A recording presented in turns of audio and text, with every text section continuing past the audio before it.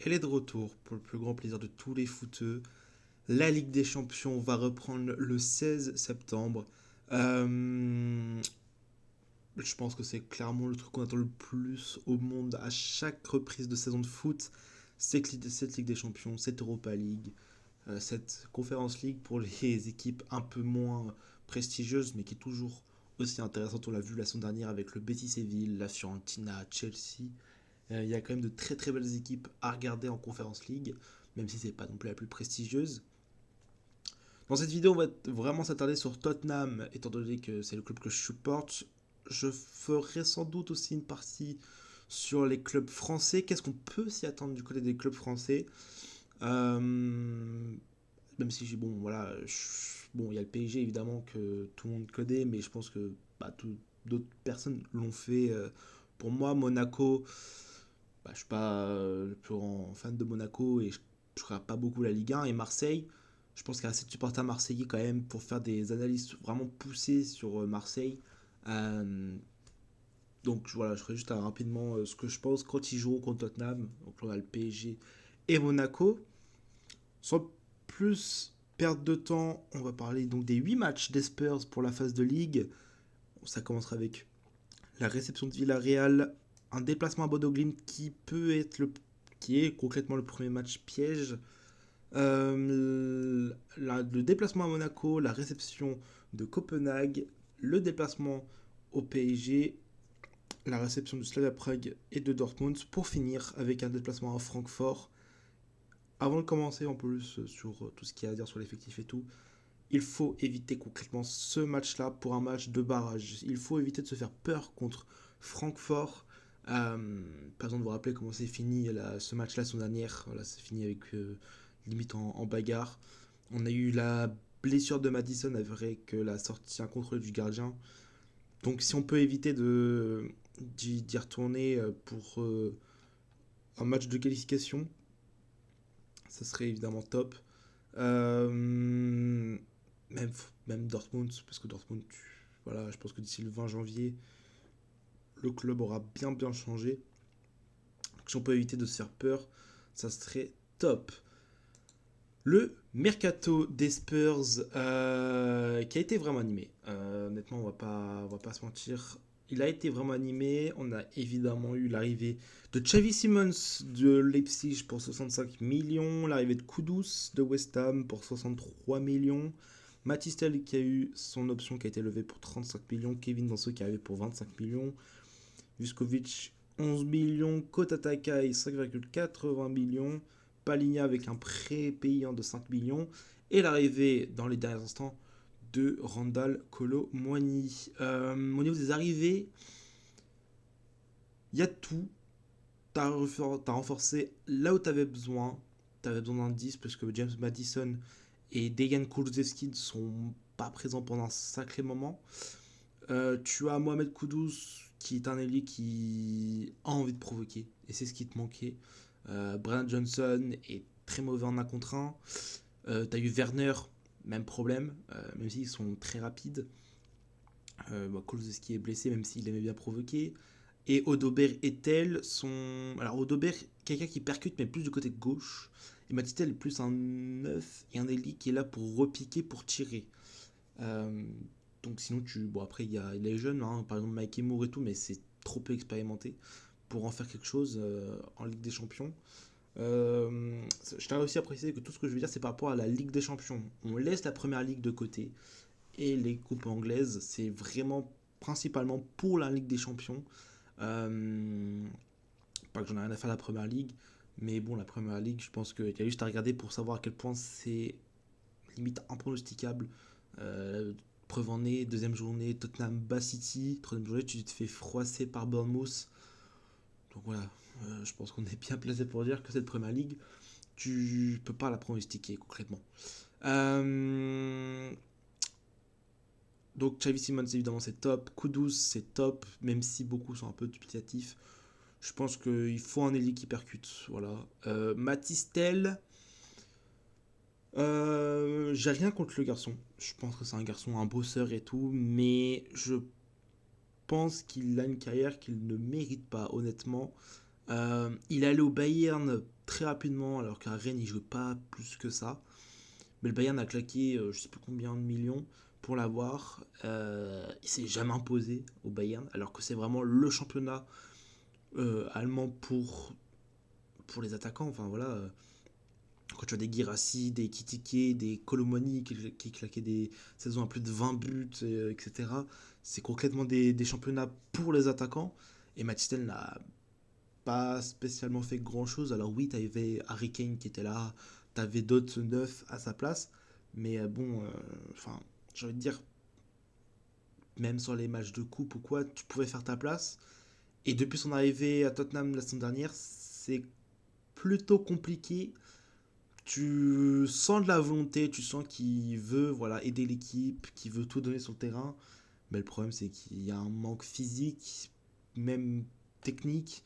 Euh, Tu sens qu'il voilà, il n'est pas dans le jeu, tu sens qu'il est pas bien. Peut-être que la Première Ligue, c'est peut-être pas aussi son championnat, mais voilà, tu sens qu'il y a un manque concret. Parce qu'on va y revenir après du pourquoi, du comment je dis ça. Kevin Danso, 25 millions, 26 ans, c'est top. Voilà, tu sais que Romero et Van de Ven, c'est des joueurs qui sont voilà, d'une classe mondiale, mais ça se blesse vraiment, je ne veux pas dire facilement, mais ça se blesse facilement quand même. Donc évidemment, Danso en remplaçant, c'est top. Même pour une défense à 5 tu peux le mettre Danso. Vuskovic, je trouve un peu bête de l'avoir prêté parce que oui, Vuskovic a été reprêté après. On va voir ensuite sur les départs. Kota Takai, pas il est blessé, donc pour l'instant on peut pas voir grand chose. Paligna, il nous fallait un 6 parce que de toute façon Thomas Frank ne comptait pas sur Yves Bissouma. Donc bon, voilà, Paligna, on sait que c'était un top 6 quand il était à Fulham. Le Bayern c'est compliqué. Il a fait un top match contre Manchester City, un top match contre le PSG. Maintenant, j'espère qu'il va pouvoir s'installer durablement. Et Colomoni, que honnêtement, je vais pas vous mentir, que j'ai pas compris l'arrivée, j'en ai fait des TikTok. Et beaucoup m'ont tombé dessus en mode, les gars, enfin, t'es mec, t'es fou ou quoi, Colomoni, c'est bien et tout. Je dis pas qu'il est nul, Colomani, c'est juste que je ne comprends pas le choix. Tu as déjà Richarlison, alors Solanke est blessé pour une durée indéterminée, même si ça devrait être assez long. Tu peux mettre Brennan Johnson aussi en neuf, qui est de base en neuf, c'est juste qu'on l'a mis à droite parce qu'il est rapide. T'as Matistel aussi, donc ça veut dire que moi, à partir du moment où Colomani a été appelé, c'est que je me suis dit qu'en fait que Matistel, tu le comptais comme un ailier ou tu comptais ne pas t'en servir. Ce qui est terrible parce que tu as quand même claqué 35 millions en leur l'option du Bayern Munich. Je trouve que c'est un prêt où il n'y a pas d'option d'achat, donc c'est-à-dire que c'est juste il fait la saison là et c'est tout. Donc pourquoi tu vois, ce que Solanke au bout d'un moment il va revenir aussi. Donc pourquoi j'avoue je comprends pas trop, mais je me dis qu'avec sa volonté, sa rapidité, il va nous faire du bien que ce soit en Première Ligue ou en Ligue des Champions. Euh, voilà, je reste quand même assez dubitatif contre le PSG. Bon, je pense que les Parisiens vont parler pour moi, mais c'était très compliqué. Même la Juventus, voilà, il a fait un premier mois qui a été top, et après c'était un peu plus compliqué. Donc, ouais. Euh, Faut voir pour Colomwani. Je m'attends à rien, honnêtement. Mais s'il nous fait des choses bien, je serai le premier heureux, évidemment. Du côté des départs, on a eu beaucoup de départs. On a eu donc le départ, évidemment, de Ingminson pour 22 millions. À l'âge où tu le vends, 22 millions, c'est énorme. Pierre-Emile Heuberg pour aider l'Olympique de Marseille, 13,5 millions. Je pense qu'à son âge, tu aurais pu tirer un peu plus, mais je pense qu'on connaît tous que Marseille n'a pas beaucoup d'argent. Et vu les bonnes relations qu'a eu Heuberg à Marseille, je pense que voilà, ça a été fait comme ça. Brennery qui est enfin parti pour 6 millions. Un peu déçu, mais bon, voilà, c'est la première ligue, c'est pas pour lui. Mikey Moore en prêt, Manor Solomon en prêt, Vuskovic en prêt à Hambourg. Alfie Devine, le coréen, je suis désolé, je sais pas le dire, donc je vais juste dire le coréen qui est parti à Portsmouth, je suis désolé. Et allez, Rovelis qui est parti à Rosario Central, le club où se trouve un certain Di Maria. On a eu aussi la fin de contrat de Sergio Reguilón, Fraser Forster et Alfie Weissman. Bon, Reguilón, quoi dire de plus à part merci pour ta saison 2021, parce que sinon c'était vraiment compliqué, Reguilón. Donc on a eu un Tottenham qui était vraiment actif sur ce mercato. Tu sens que Thomas Frank a vraiment la patte sur le mercato. Maintenant, faut voir ce qu'il veut faire en Ligue des Champions. Et c'est pour ça qu'on a comment l'effectif qui a été sorti. Les gardiens, pas de surprise, Vicario, Kinski et Austin. Dans la logique des choses, je pense que Vicario sera le numéro 1, Kinski numéro 2, Austin en numéro 3 au cas où s'il y en a un qui se blesse. Hop, on va mettre ça là, comme ça. Au niveau des défenseurs, pas surprise non plus, Danso, Udogi, Romero, Pedro Porro, Spence, Ben Davis et Mickey Van de Ven. Il n'y a aucune surprise au niveau des défenseurs. Au niveau du milieu de terrain, Paligna, Xavi Simons, Archie Gray, Bergval, Kudus, Brennan Johnson, Hautebert, Pabadassar, Betancourt. Pareil, voilà, toutes tes recrues sont là. Et c'est en attaque où il y a un gros choc. Richarlison, Solanke, Colomani. Matistel ne fait pas partie des convoqués. Je trouve que c'est fou. Parce que Odobert est là. J'ai rien contre Wilson Odobert, mais bon, Matistel, tout le monde en parle comme si c'était un crack et tout. Et Odobert, c'était plus voilà, le gars du banc, voilà, le gars où il faut des remplaçants qui fassent mal quand il faut, mais qui sont bien pour le turnover. Et ouais, Odobert est préféré à Matistel. Euh, bon, l'info est folle, mais voilà, les choix sont comme ça. Évidemment, il n'y a pas de Madison, il n'y a pas de Kulusevski. De toute façon, pour la phase de ligue, bah, ils seront pas présents. Donc voilà pourquoi est-ce qu'ils sont pas là. Donc l'effectif, il y a vraiment un très bel effectif pour faire quelque chose dans cette phase de ligue. Euh, Thomas Frank a vraiment de quoi faire pour la Ligue des Champions.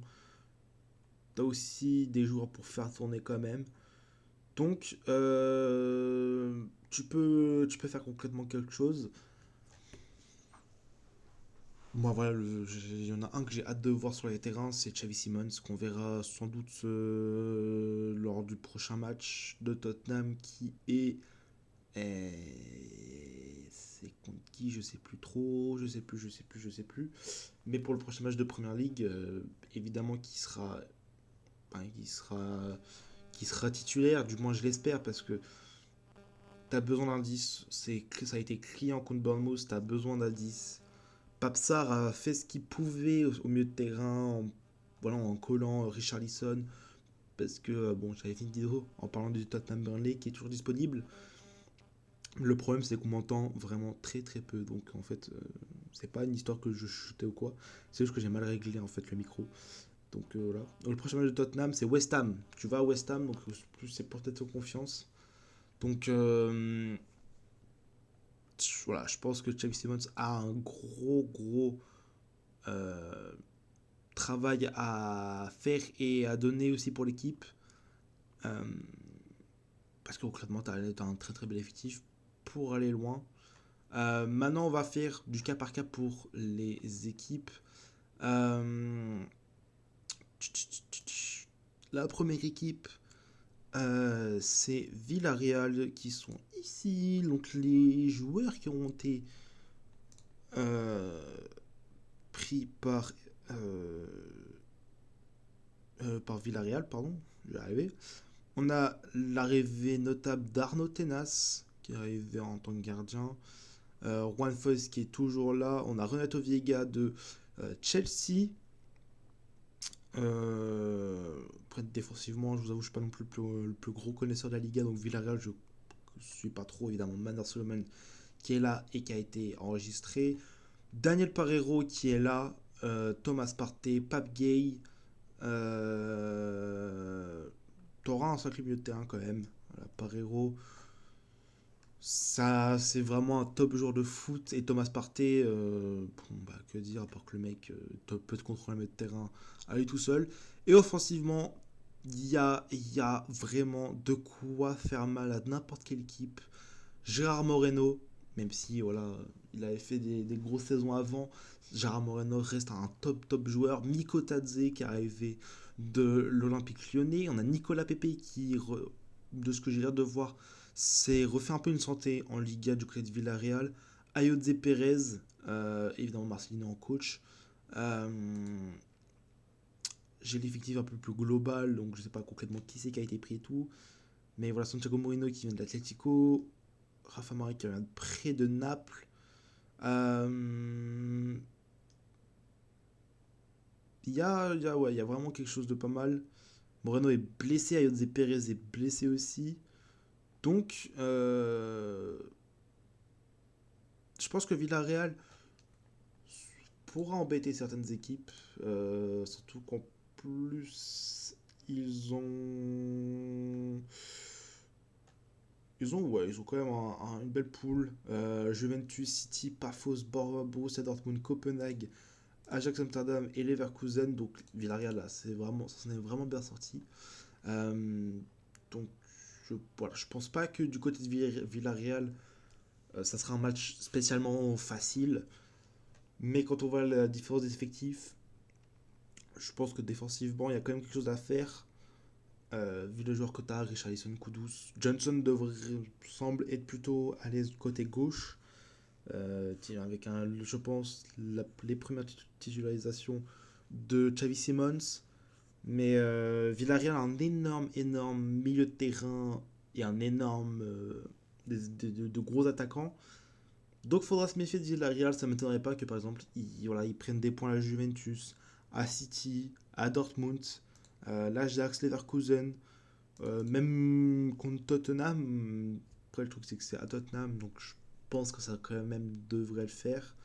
Euh, mais c'est une très très belle équipe Villarreal. Euh, j'ai honnêtement pas grand chose à dire sur eux. Je regarde pas les matchs de Liga. Mais Villarreal, faudra vraiment faire attention à eux. Euh, Ensuite, pour enchaîner, Bodo Glimt. Alors, je vais pas faire concrètement le prouveur en me disant que je regarde les matchs de Bodo Glimt. Parce qu'il y a complètement aucun joueur qui me fait. Enfin, qui me parle. Euh, Juste James Peter Haug qui avait fait vraiment un très très bon match contre Tottenham et contre la Lazio aussi, qui était donc en huitième de finale. Non, en quart de finale, pardon. Casper Haug qui avait fait aussi, qui nous avait fait mal aussi, je me rappelle. Après, voilà, c'est Patrick Berg, gros milieu de terrain. Et puis surtout, ce qui est fou avec eux, c'est de regarder que c'est que du Scandinave. T'as que des Norvégiens, un Danois, des Danois, et c'est que ça, et ça fait concrètement le taf. Surtout que Bodo Glimt est déjà dans sa saison, comme on peut le voir. Dans leur championnat norvégien, ils sont déjà à 20 matchs. Solide leader avec Viking. Euh, mais bon, voilà, au niveau des différences de but, 33, 22. Enfin, voilà, honnêtement, je note pas. Voilà, même au niveau des recrutements, vous voyez, il n'y a pas beaucoup de recrutement du côté de Bodo Glimt. Parce que c'est une équipe qui est quand même voilà, assez pauvre. Voilà, les clubs danois ne sont pas réputés pour être les plus riches. Euh, Surtout que voilà, ils ont pris James Peter Haug. Euh, ouais, Grandpère qui est parti au Stade Rennais et après voilà, je connais pas non plus grand chose, mais ça taffe. Ça va chez des joueurs de chez Bruges, Slavia Prague. Donc Bodolin fait ce qu'ils peuvent avec les moyens qu'ils ont. Et si on regarde les adversaires de Bodo Glimt, Bodo Glimt,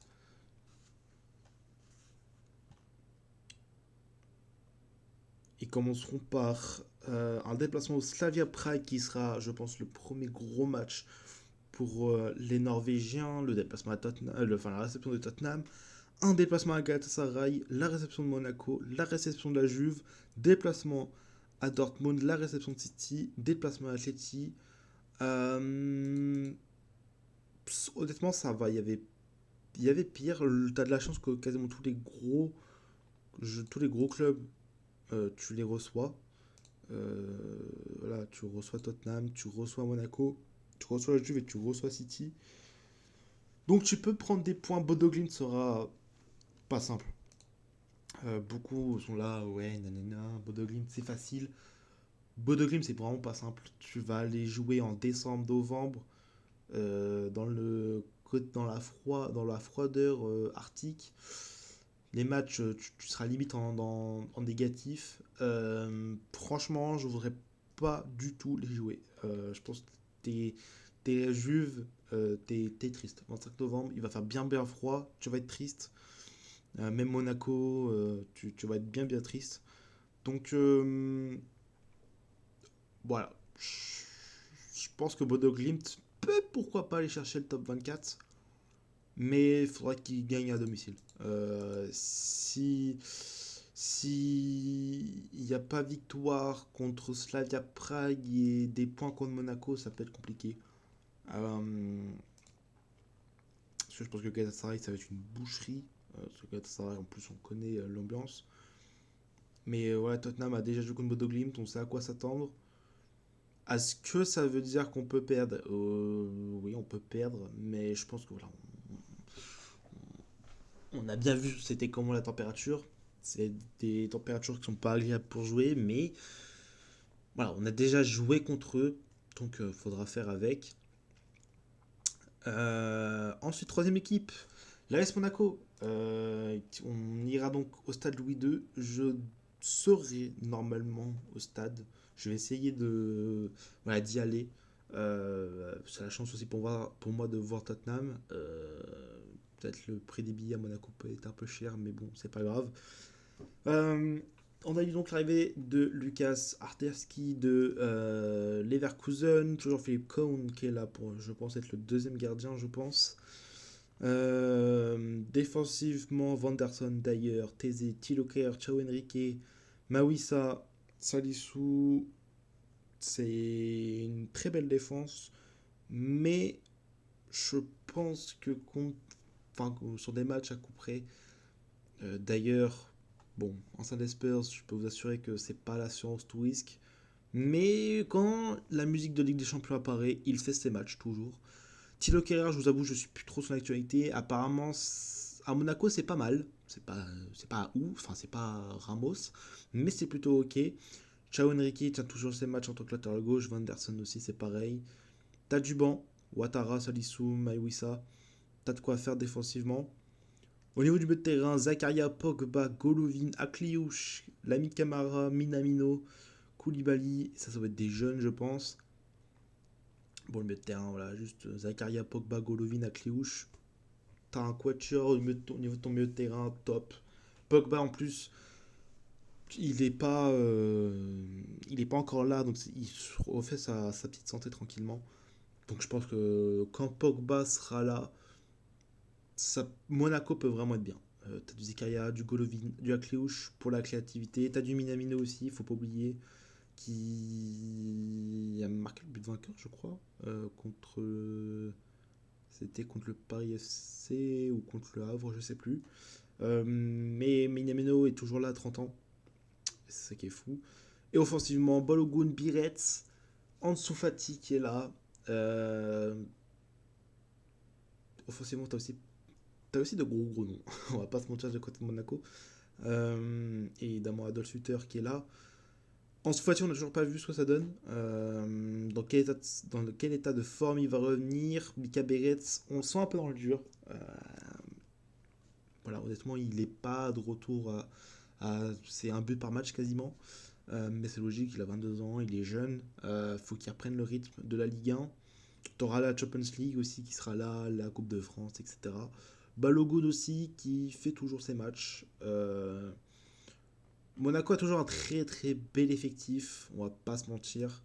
Avec un tirage qui est plus qu'abordable. Bruges, tu commences par un déplacement à Bruges, tu reçois City, tu reçois Tottenham, tu vas à Bodo Glimt, tu vas au Pafos, tu reçois Galatasaray, tu vas au Real et tu reçois la Juventus. Donc bon, c'est un sacré groupe, mais ça reste tranquille parce que tu reçois Manchester, tu reçois Tottenham, tu reçois Galatasaray et tu reçois la Juve. Donc les quatre gros, entre guillemets, à part le Real, tu les reçois chez toi au Stade Louis II. Bon, voilà, Monaco-Barcelone, on l'a vu la semaine dernière que ça avait tourné quand même en ta faveur. Donc, je pense que Monaco va se qualifier dans le top 24. Maintenant, qu'est-ce que ça peut faire contre Tottenham? Moi, ce qui me fait peur, c'est le fait d'avoir des joueurs techniques au milieu de terrain. On a été vraiment en difficulté contre Bournemouth sur ça. Euh, donc je pense que Monaco peut faire mal sur ça, offensivement aussi. Mais avec le recrue qu'a fait Tottenham, je pense que on se fera moins ouvrir. Et puis défensivement, surtout avec Eric Dyer qu'on connaît, Kerr, Vanderson et tout, normalement, tu dois faire mal. Normalement, Tottenham doit gagner contre Monaco. Mais, c'est Monaco et on sait que Monaco, quand c'est parle de Champions League, ils savent se sublimer. Donc, faudra faire attention. Donc, voilà, à voir. Mais je pense qu'on doit prendre les 3 points quand même. Copenhague, bon bah pareil, club scandinave, je vous avoue que je suis pas non plus trop les clubs scandinaves. Au niveau des joueurs à noter, il y a Zague du PSG qui est là, Thomas Delaney qui est toujours là, qui est un ancien gros joueur de Dortmund.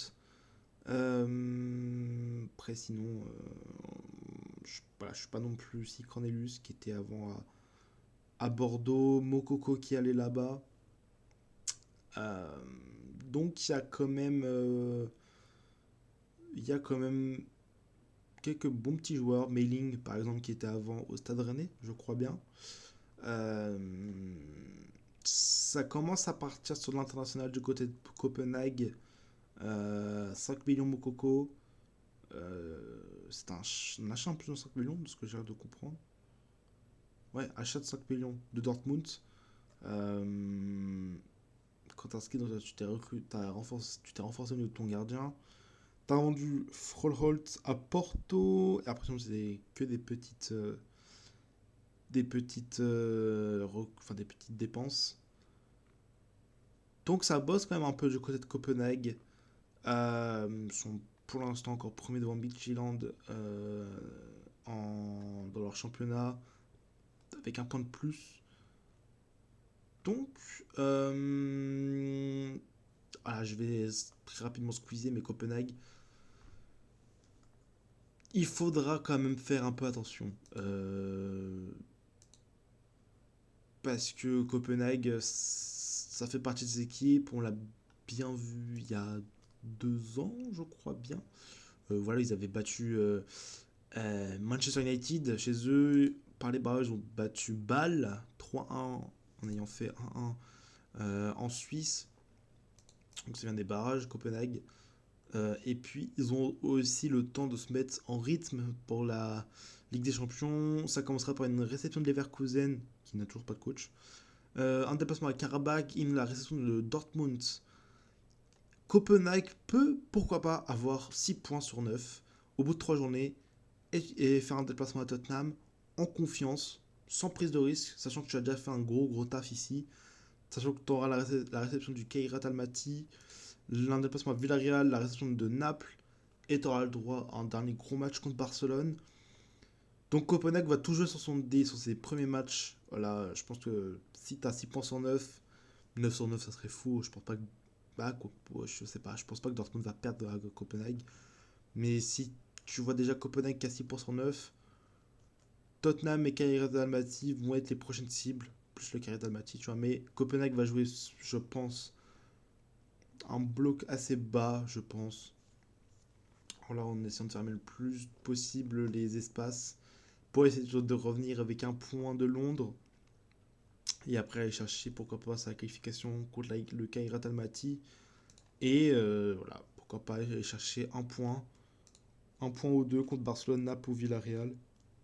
Donc Copenhague a aussi quelque chose à jouer. Comme on l'a vu sur la revue d'effectifs, ça bosse plutôt bien. Ils savent qu'ils sont pas concrètement spécialement riches, mais ils font avec les moyens qu'ils ont. Et même si je connais pas concrètement les noms, ça a l'air de plutôt bien bosser. Honnêtement, ça a l'air de vraiment vraiment bien bosser. Je crois que c'est Ashoui, je crois, qui avait fait quelque chose de pas trop mal, je crois, lors de la saison de Ligue des Champions, je crois. Ils avaient un ailier qui était vraiment fort, qui avait mis, je crois, même un doublé ou un triplé contre United. Mais je vous avoue, voilà, j'ai pas de souvenir concrètement que de l'effectif de Copenhague. Donc voilà, on va y aller voilà, rapidement. Ensuite, on va y aller, parce qu'il faut y aller, le Paris Saint-Germain, qui sera le cinquième match pour Tottenham. Il y a déjà eu effectivement, comme vous pouvez le voir ici, un PSG Tottenham qui s'est transformé en une victoire des Parisiens au tir au but, avec un choix tactique qui a fonctionné quand même sur 70 minutes. À partir du moment où tu as pris le but de Kanguinli, tu as totalement lâché. Donc bon, c'est dommage. Mais Tottenham a mis vraiment en difficulté les Parisiens. On l'a vu sur les coups de pied arrêtés, les touches, les centres, les corners, les coups francs. C'était vraiment quelque chose qui faisait mal aux Parisiens. Le premier but vient d'un coup franc, Mickey Van de Ven qui avait bien suivi. Et ensuite, ça aussi un coup franc avec Romero qui met une tête, Chevalier qui se craque. Je pense toujours selon moi que Chevalier doit la pousser plus. Mais ça fait 2-0. Tu as un bloc en place, tu fais mal aux Parisiens. Le problème c'est que là Paris va avoir sa préparation de fête, son effectif qui sera prêt.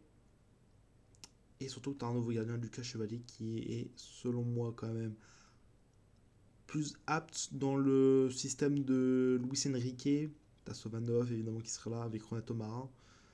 Défensivement, parce que j'ai vraiment besoin de les présenter, mais Hakimi, Beraldo, Marquinhos, Zabarni, Hernandez, Mendes, Camara et Willian Pacho. Défensivement, c'est hyper solide. Tu sens que Zabarni est là pour faire l'après Marquinhos. Et on est complètement. Voilà, tu sais que défensivement, Hakimi, tu sais que là il est en rythme. Ça va être monstrueux. Nuno Mendes va vouloir prendre sa revanche contre Mohamed Kudus. Je pense que tous les Parisiens, dont Nuno Mendes, se souviennent du cauchemar qu'a été Mohamed Kudus pendant la finale de Supercoupe.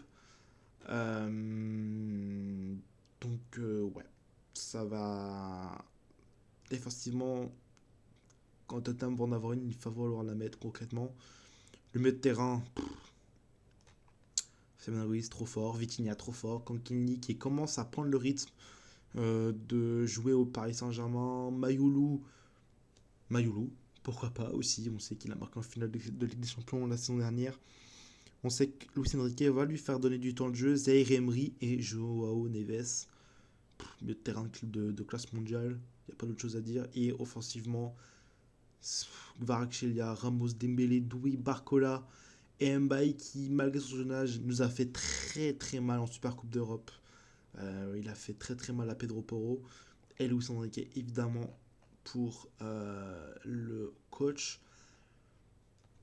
Je pense que tous les Parisiens ici présents vont évidemment bah, confirmer sur le fait que Paris est encore une fois favori pour la Ligue des Champions. Je pense qu'il y a plus en plus les matchs que tu auras. Tu commences avec une réception de l'Atalanta, tu vas à Barcelone, tu vas à Leverkusen, tu reçois le Bayern et ensuite tu as Tottenham. Tu finis avec un peu plus de souplesse avec Bilbao, Sporting et Newcastle. Mais Paris aurait du rythme. Paris saura quoi faire contre les gros déjà. Donc ce déplacement à Paris, bizarre. Honnêtement bizarre. Je pense que Paris sait à quoi s'attendre de Tottenham. Là, ils savent que c'est très athlétique, c'est très physique. Et ça ne m'étonnerait pas de voir par exemple tu vois, un Ramos titulaire contre le PSG. Il nous a fait tellement mal quand il est rentré. Je pense concrètement que Paris va remporter ce match. Je vais être très honnête avec vous. Mais, mais, mais pourquoi pas? Je serai là, je pense, au stade, au Parc des Princes pour le PSG Tottenham. Euh, je pense que ouais, peut être, ça peut être une boucherie comme un match très serré. C'est, je pense, un des matchs où c'est plus à pronostiquer parce que c'est deux équipes qui sont joueuses et pas trop non plus en même temps. Donc faut voir. Faut voir concrètement qu'est-ce que ça peut faire du côté du PSG, mais surtout du côté de Tottenham. Je vous avoue que ouais, je suis pas non plus le plus serein au monde quand ça va être le PSG Tottenham le 26 novembre. Mais il va falloir y aller.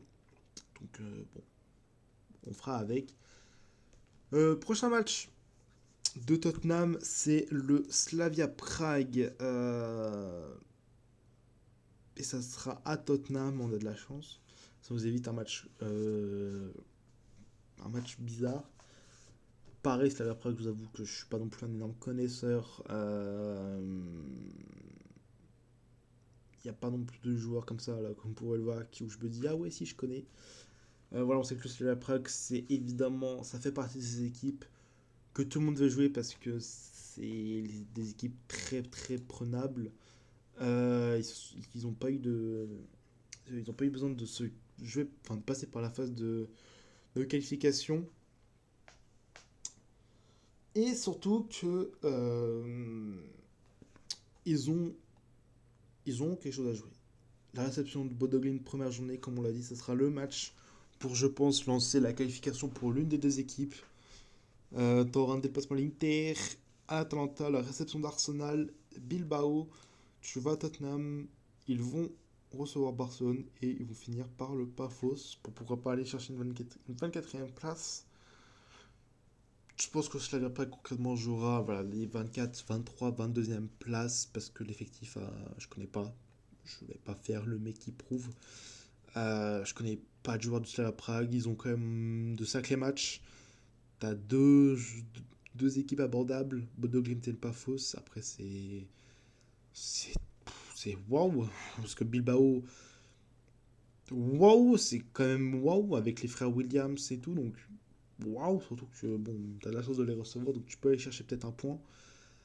Donc, t'auras quand même quelque chose. T'auras quelque chose à jouer du côté du Slavia Prague. Mais normalement, ça devrait pas passer les poules. Septième journée, Borussia Dortmund, Tottenham, ça sera à Tottenham. Dortmund est selon moi l'équipe la plus bizarre. Pourquoi est-ce que je dis ça? Parce que il y a énormément de qualité, c'est que des petits cracks, mais il y a un problème.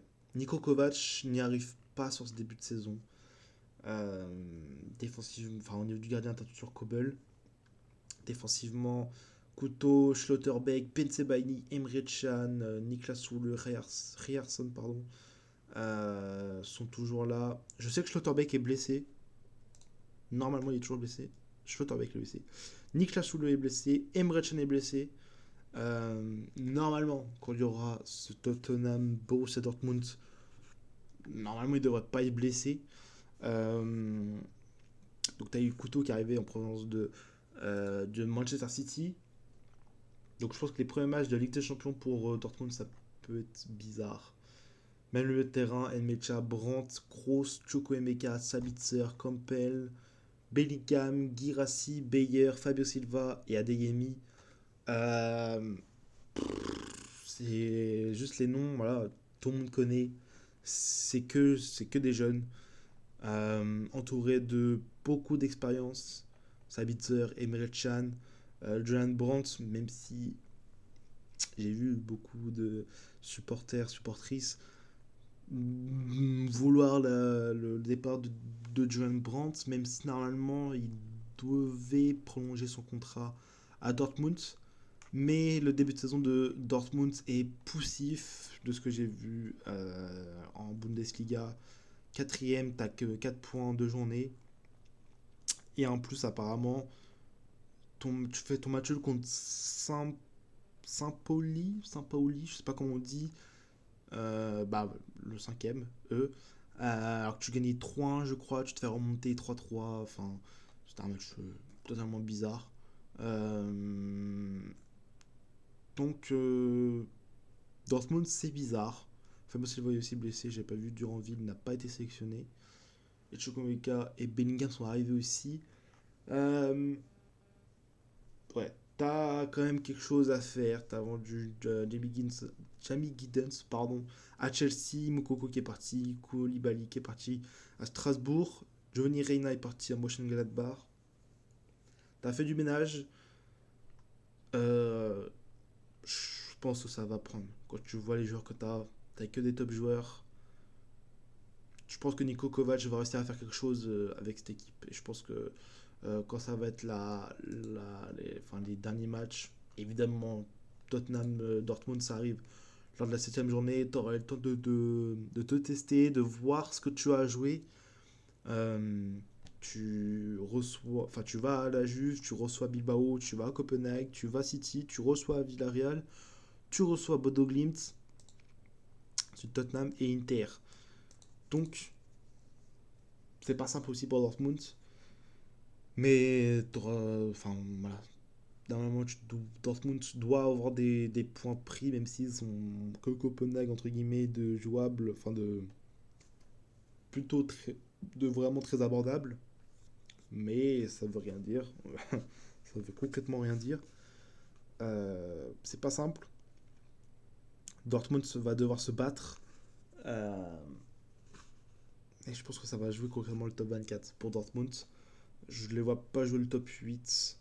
Parce que tu as quand même pas mal de matchs où il fait avoir cette donnée. Surtout que tu as aussi la Bundesliga. On sait que la Bundesliga, ça joue.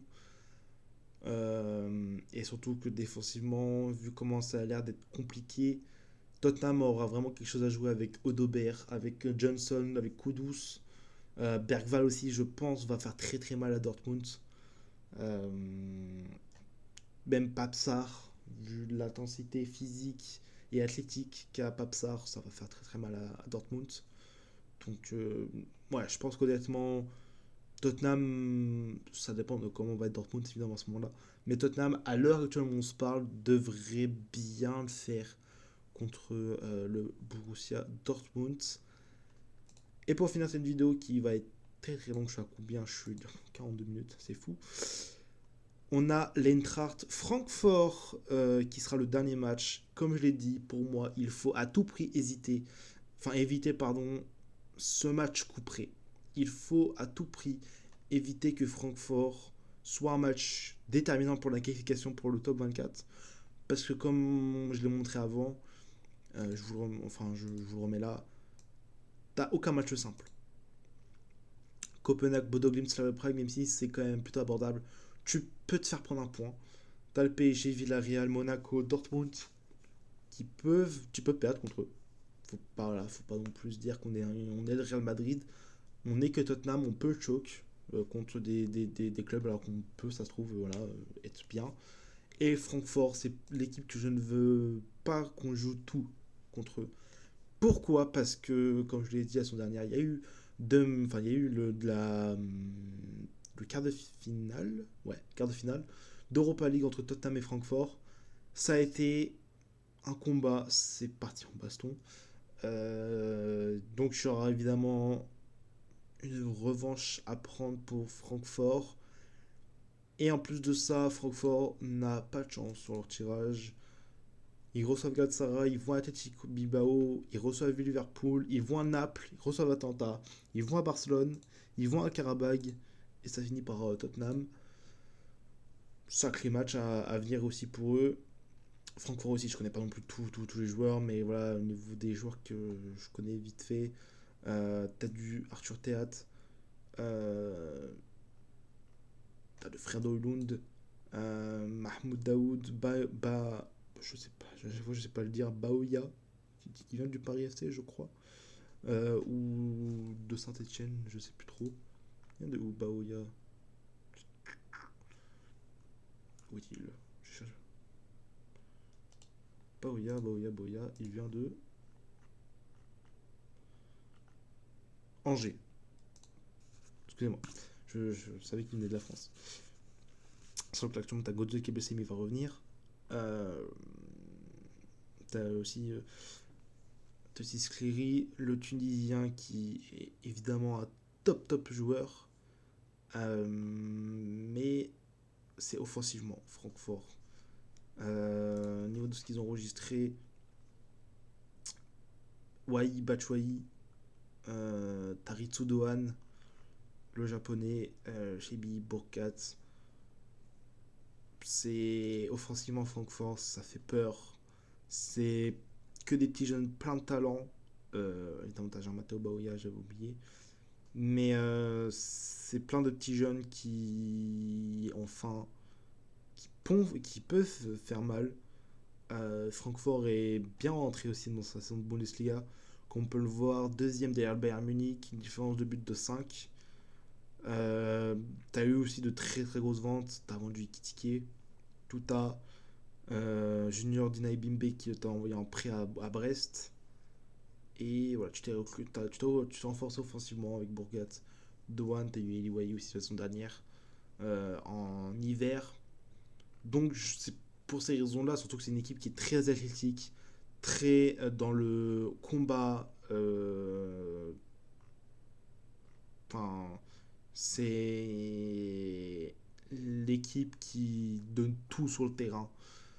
C'est pour ça que moi, Francfort, si je peux, on peut éviter de jouer une qualification pour le top 24, que j'espère, vu l'effectif qu'à Tottenham, que ça sera pas le cas, mais ouais, vraiment éviter ça parce que ça sera pour moi un très gros match. Je pense que beaucoup sous-estiment Francfort, mais Francfort, dès que ça touche à la Coupe d'Europe, ça reste une très belle équipe. Surtout que la dernière fois, avant le match d'Europa League qu'ils ont joué, c'était la saison 2023 où on est dans la poule avec Sporting, Francfort et Marseille, où on perd là-bas, je crois, et tu gagnes à Tottenham parce que Son fait peut-être le seul bon match de sa saison, où il met un doublé ou un triplé, je sais plus.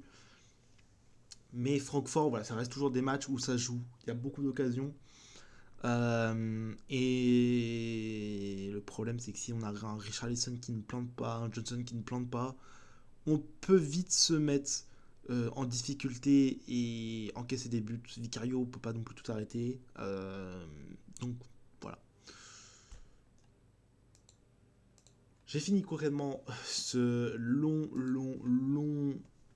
on va dire, grosse preview de ce qu'on peut attendre de Tottenham pour la saison de Ligue des Champions. Si je fais un truc rapide sur ce que je pense là actuellement, en ce début septembre, je pense que contre Villarreal, ça sera une victoire. Bodo Glimt, je pense aussi. Monaco, je sais pas pourquoi, j'ai un mauvais truc. Je me dis que pour moi, Monaco, ça va finir en match nul. On sera le 22 octobre, pardon. Je pense que déjà comme Pogba ou Fati seront de retour.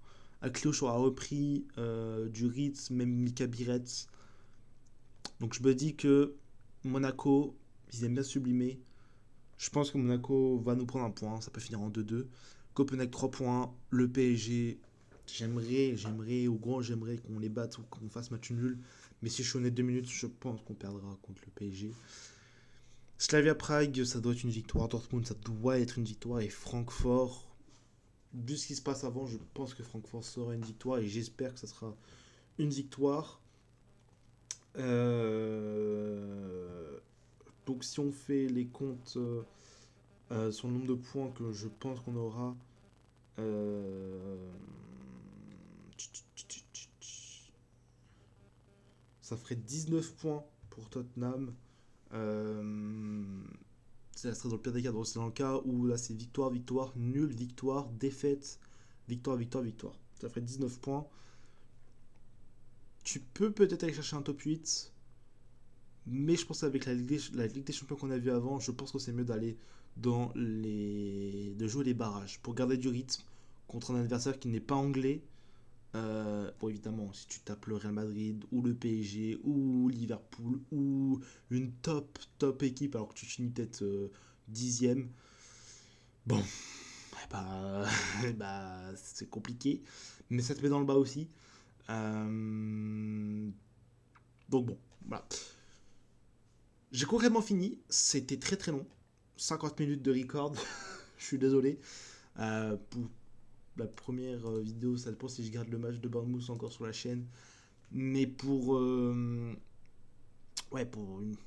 première grosse vidéo un peu plus travaillée, 50 minutes, waouh! Je suis désolé de vous afficher ça d'avance.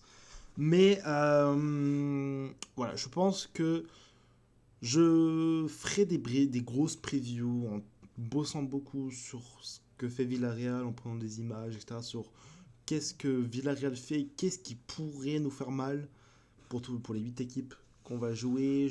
Peut-être que je ferai des réactions en regardant le match. Évidemment des débriefs d'après-match. Mais bon, voilà, ça c'est évidemment ce qui va être fait déjà sur les TikTok. Mais voilà, plus sur ce qui a été fait tactiquement, sur la prestation des joueurs. Voilà, on va essayer de faire quelque chose de clean. Peut-être que je parlerai peut-être des autres matchs ou des gros matchs qu'on aura. Je sais que j'ai pas beaucoup parlé des clubs français, mais bon, voilà, je regarde pas la Ligue 1, je ne peux pas parler de Monaco, du PSG ou de Marseille, juste en regardant les résultats. Je regarde pas les matchs, je regarde.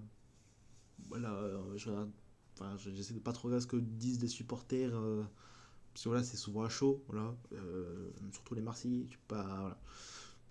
Même les Parisiens. Enfin bref, c'était assez compliqué. Donc voilà. C'est la fin de cette vidéo. Je vous souhaite à tous une excellente journée. N'hésitez pas à vous abonner si jamais, même si la longueur de la vidéo vous a plu, à liker et à partager. N'hésitez pas à me dire en commentaire ce que vous pensez de ce que peut faire Tottenham en Ligue des Champions, de ce que votre club peut faire. Voilà, n'hésitez pas. Je vous fais des bisous, portez-vous bien les amis. Bisous bisous.